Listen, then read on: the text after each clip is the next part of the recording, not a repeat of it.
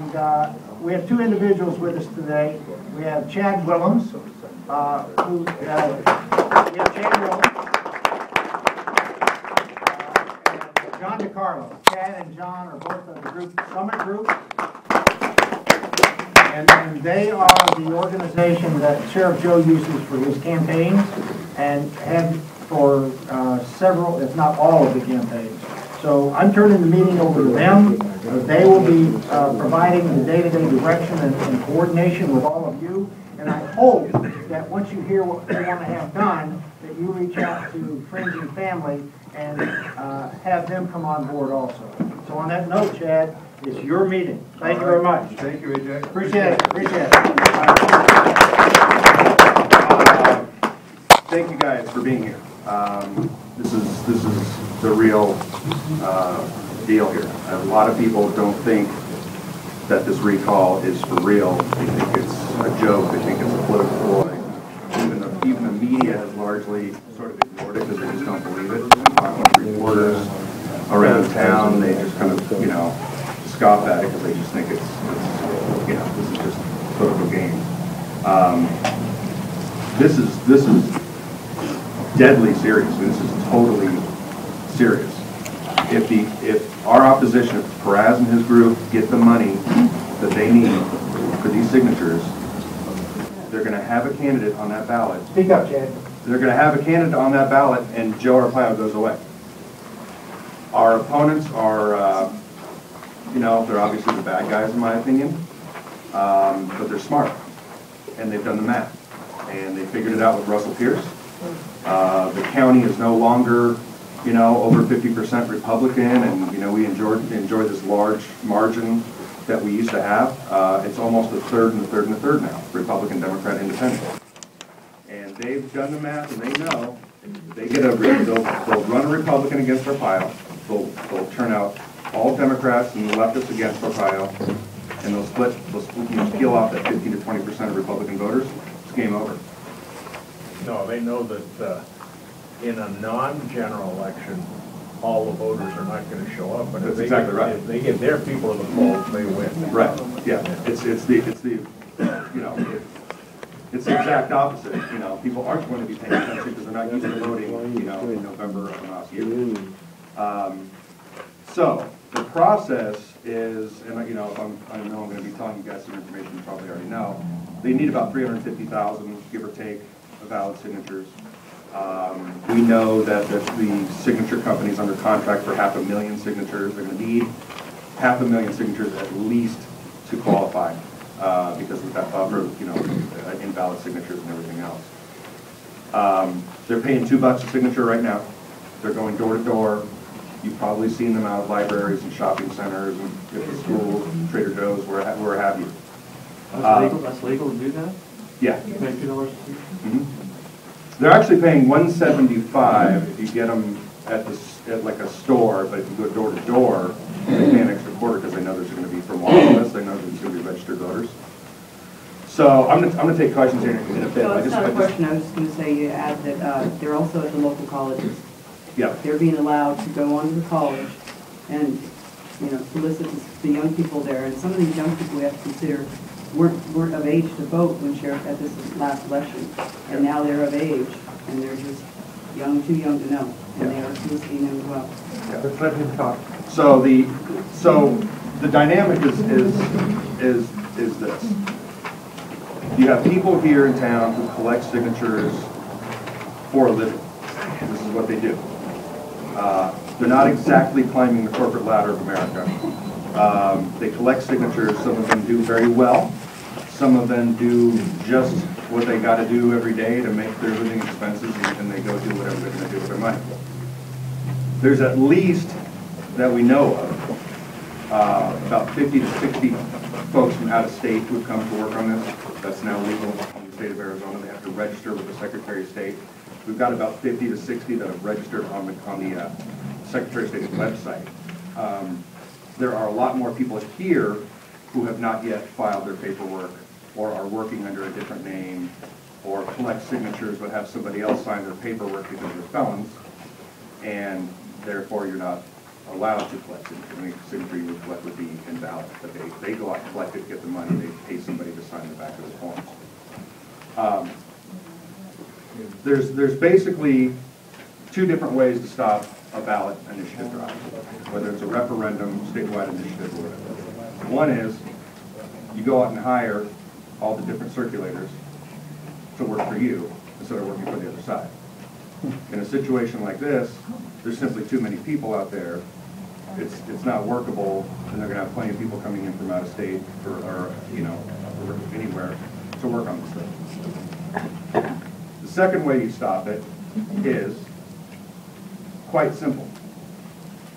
You get folks like you to go to these places, libraries, Trader Joe's, community colleges, supermarkets, whatever, and simply stand there next to them, and as a voter approaches, all you have to say is, don't sign that petition. It's going to cost the taxpayers $5.5 million. It's wrong. Now the voter is not going to want to get in the middle of two strangers arguing about a political topic.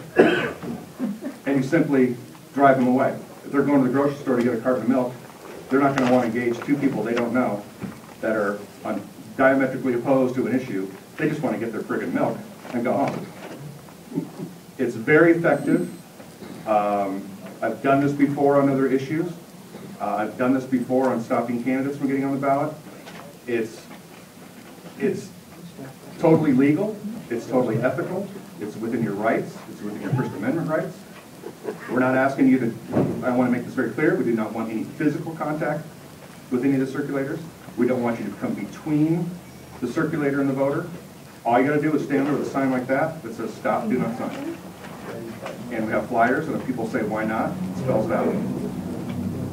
It's toward the will of the voters. It's going to cost you $5.5 million. Arpaio was just reelected. Could you talk louder, please? And it's an abuse of the process. Could you say those 3 points again, please? It thwarts the will of the voters because it was just elected. It costs we'll pass this stuff out for you. It's all in there. But the county recorder told us it's going to cost $5.5 million. To have the election? Wow. Yeah. And it's abuse of the process.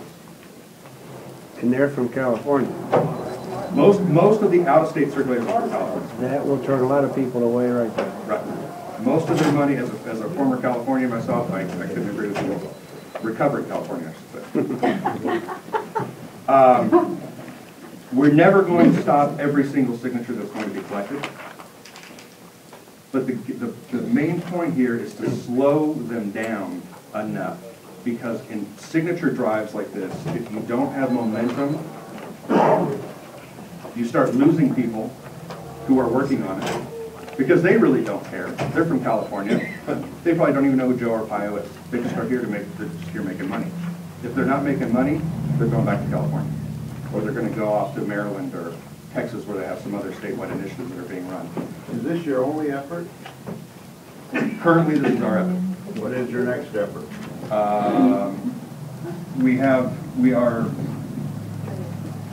This is currently our effort.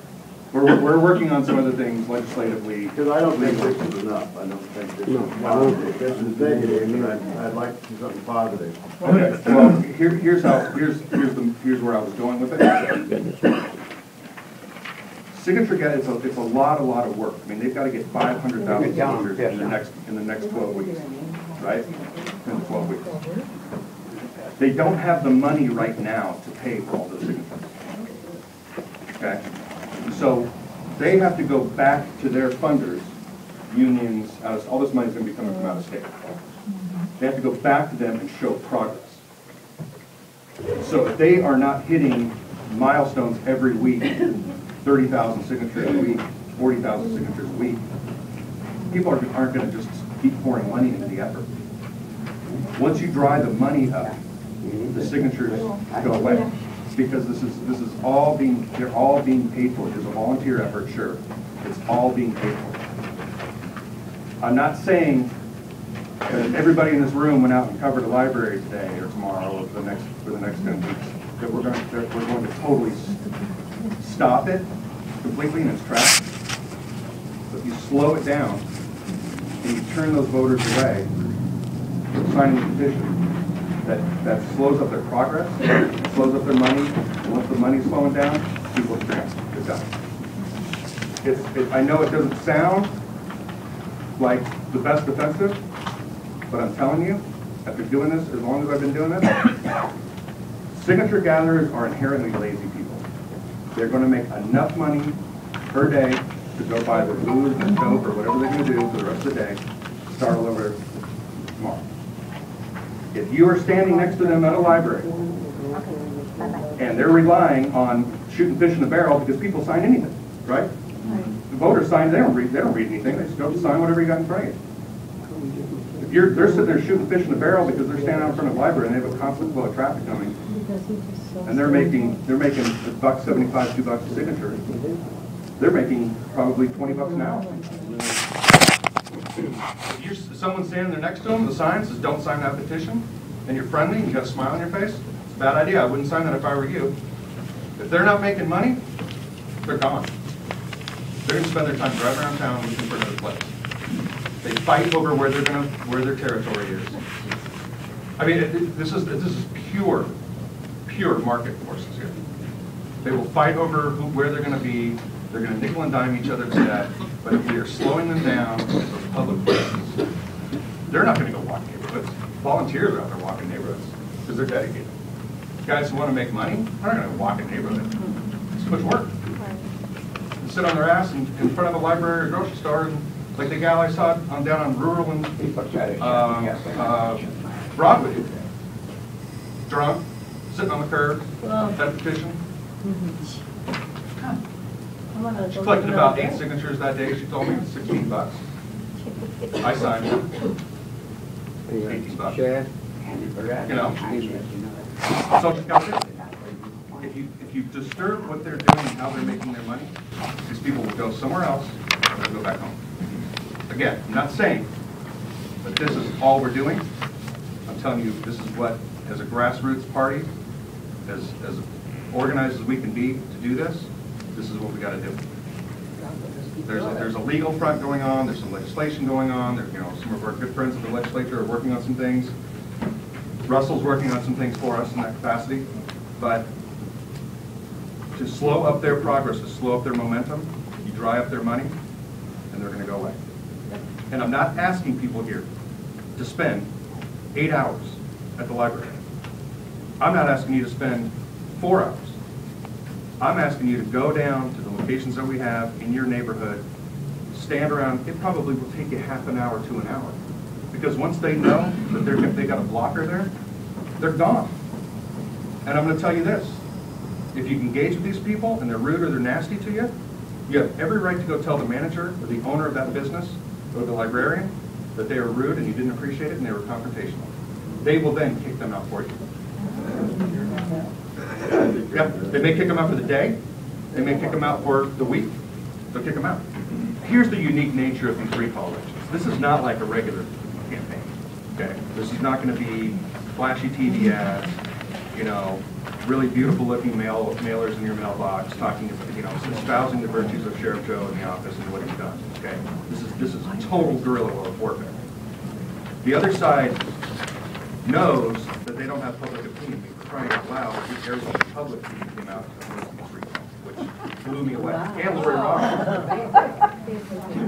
But it's not a public relations battle because they don't care. They don't care what public opinion has to say about this issue. They don't even care what candidate they're going to put up. This is going to be anybody but Joe Arpaio. My gut tells me they're going to find a retired cop who's a Republican and run him on the ballot. And it doesn't matter who it is.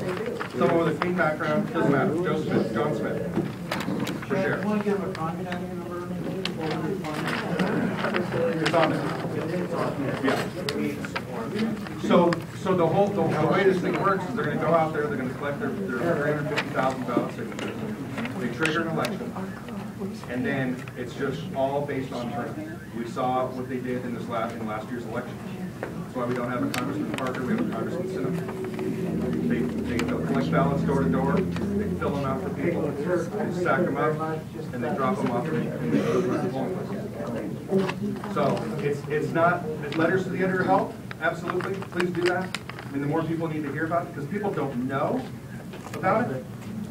And if they do know about it, they think it's not real, they think there's no way they're gonna throw Joe Arpaio out of office. Well, I'm telling you right now, if they trigger this election, they get a Republican on that ballot, it's done. I'm not saying we're gonna take it lying down, but it's gonna be very, very difficult to win in that environment, because you basically have a primary election where everyone gets to vote. Yes, sir. There already was an editorial in the Arizona Republic advocating against the recall. Right. So the paper has come out against it. There was one other columnist that also advised me to copy of that. Who pays attention to the Republic? Do these people even bother asking information about whether a person's registered to vote or not? No. Like the drunk lady, you know? should be on the truth? No, I mean, they're gonna get, they have to meet certain criteria. They have to get a minimum, you know, of about 75 to 80% of valid signatures. If they fall below that, they start getting dinged on it, you know. And who checks them? Are they volunteers or what? Well, the company that's running the petition will check them down at the county. And at the end of the day, if they do have enough signatures to turn in, the county, by law, has to check every single one. We'll check for forgeries, we'll check for duplicates, we'll check for people who are not registered. So it's going to be more than $5.5 million cost. You have to pay all those people to do that. Yeah. Question, Tim, in this election, if it gets to this point, can anybody run as a Republican? Exactly how does, you said there would be at least one more Republican on the ballot with the vote. It's good. Exactly how does this happen? I need to know so I can explain this to people when I talk to them. Yeah, that's a good question. You know, we all like want to think in our heads, you know, oh, well, if they pull the recall, then we'll just get a bunch of people to run, split up the vote, Arpaio would take the majority and he'd win.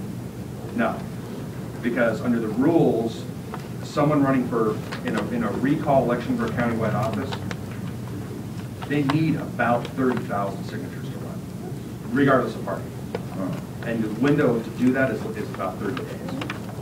So whoever's running for that, I mean, 30,000 ballots, so they're going to need 40,000, 45,000. They're going to need to pay for them. They're likely to be paying about $3 a signature at that time. So if this group, if Peraz and his cronies get 500,000 signatures in 4 months, then I think they can get 40,000 in a month, and they'll raise the money to do it, or they'll get volunteers or whatever, because they're going to go identify that candidate. They probably already have. They probably already know who they're going to run, and they're keeping it quiet. Right. Because what's the point? I mean, if you have nobody to run the ballot, there's no election, and then, you know, 5 states. But that's the challenge, is that, you know, you would want to encourage a lot of people to run if you have to face a recall. But unless you can go out and raise 100 or 120 grand, or you can write that check yourself, nobody's going to run.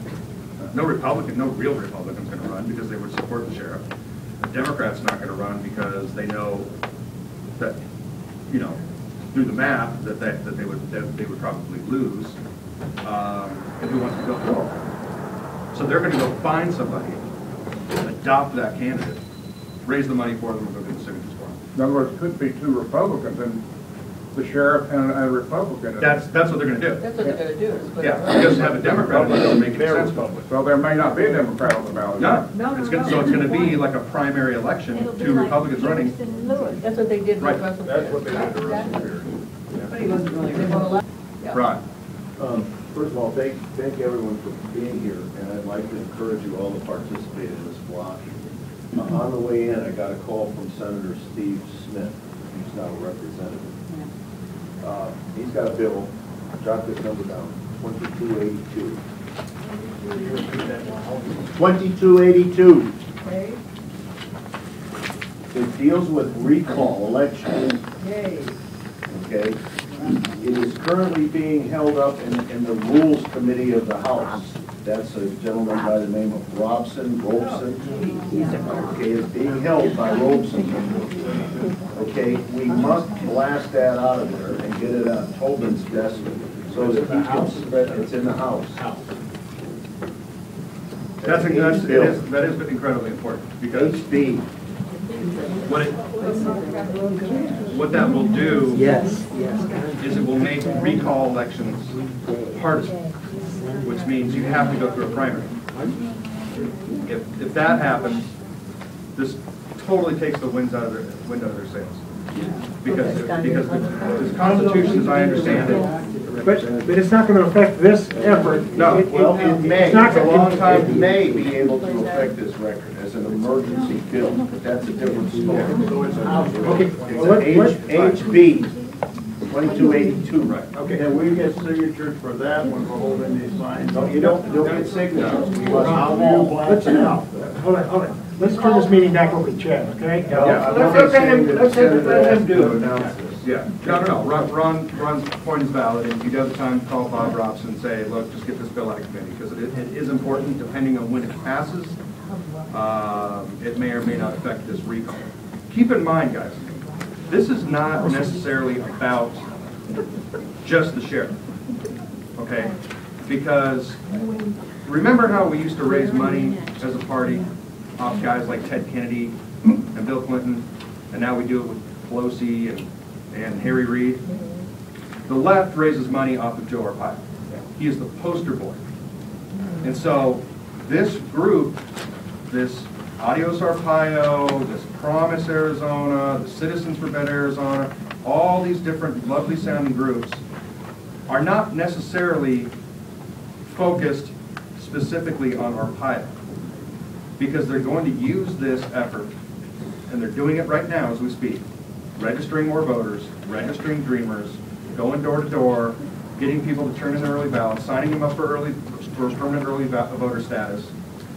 And if they can go out and register another 50,000 people, I mean, now you're talking about a real impact in this county.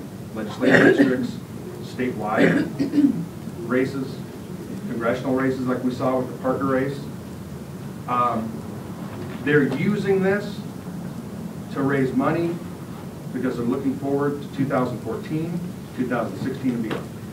And if in the process they knock off Joe Arpaio, well, that's just icing on the cake. What I really want to impress upon you folks here, I know everyone's busy, I know everyone has a lot going on in their lives. Again, I'm not asking you to go out, the sheriff's not asking you to go out and stand around in the library for 8 hours, get your feet sore and your back sore. It doesn't take a lot of time to go stand next to somebody who's circulating, and once you start slowing down their money, they're gone. And if we do that, and there's people out there doing it now, people that have been coming in, and some people are went and started doing it on their own before we even organized it. Some people are out there just doing it. They said, I don't want to go to the meeting, I want to go hang out at the fair, or the Renaissance Fair in East Valley, where they know people are going. And if we have people and we have man hours going into it, it's going to slow them down. And I'm telling you, because I get intel from the inside in this thing, okay, because the circulators work for whoever. How much do they get for signature? $2. And so they're giving me information.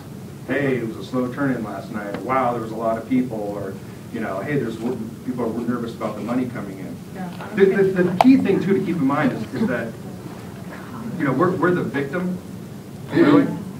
So we don't need to go out and be nasty. We don't need to go out and call people names. We don't need to go out and use really tough language. All we need to do is tell the general public that this is wrong. I understand, but If we come to an election, if they trigger an election, then we go into messaging mode. There's no election here. The recall does not exist. There's a recall people are going effort. to ask, why are you supporting Sheriff Joe? I don't think you're going to have to get into a conversation. I think all you need to tell them is, don't sign that petition.